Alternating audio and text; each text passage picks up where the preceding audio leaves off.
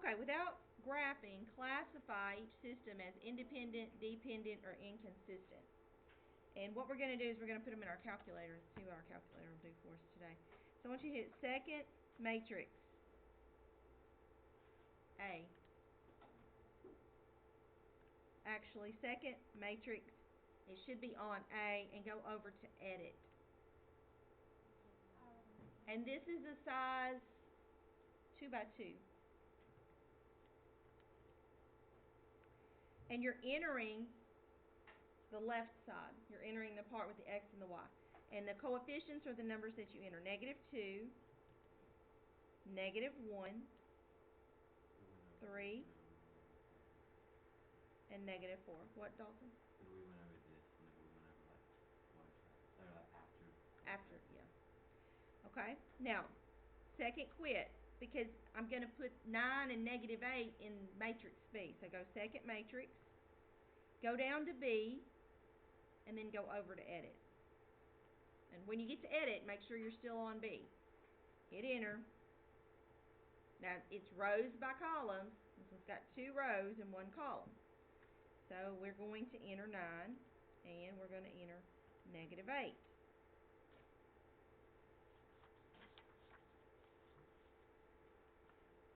Okay. Second quit.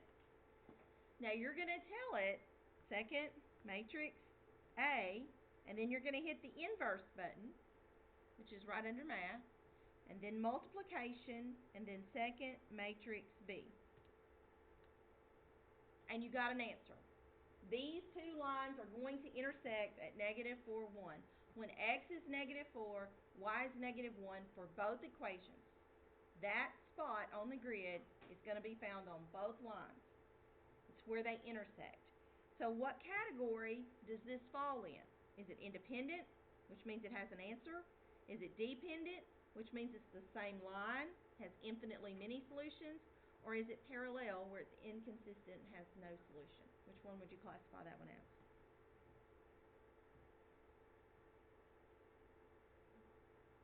Did you get an answer? Yes. Which one of those says has an answer? Independent. That's what it is. And let's go ahead and record the answer. -4, -1. Look at number 32. If you want to use the calculator on number 32, you're going to have to do just a little bit of work, because you have to have it all in the same order. X, Y, equal sign number. So for this one, the top needs to say -4x plus y equals 6. The bottom is fine like it is. Let's go through this procedure again. Second matrix A, go over to edit, make sure you're still on A. It's still a 2 by 2, so hit enter, and it's going to give you an opportunity to change your value. So I need -4, 1, -8, 2. Second quit. Now let's go back in, second matrix, go over to edit, and this time we're editing B. It's still a 2 by 1. This values are 6 and 12. Now we want second matrix A, inverse, times second matrix B. We'll get an error message. When you get an error message, it means it does not have an answer. Well, that rules out independent, but it doesn't tell me whether it's dependent or inconsistent.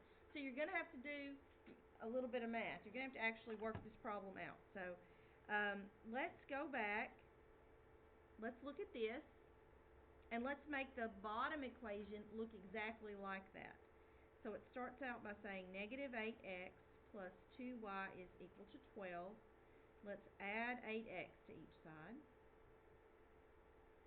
So it says 2y equals 8x plus 12.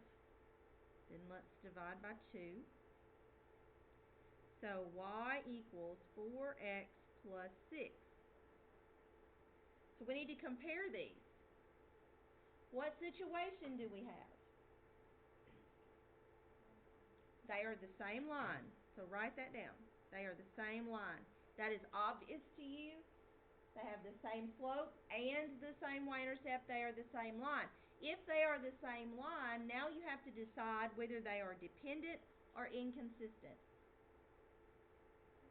They are dependent. Had you done that work and you got y equals 4x plus 8, they would have had the same slope but a different y-intercept, and then they would have been parallel, which would have put them in what category? Inconsistent.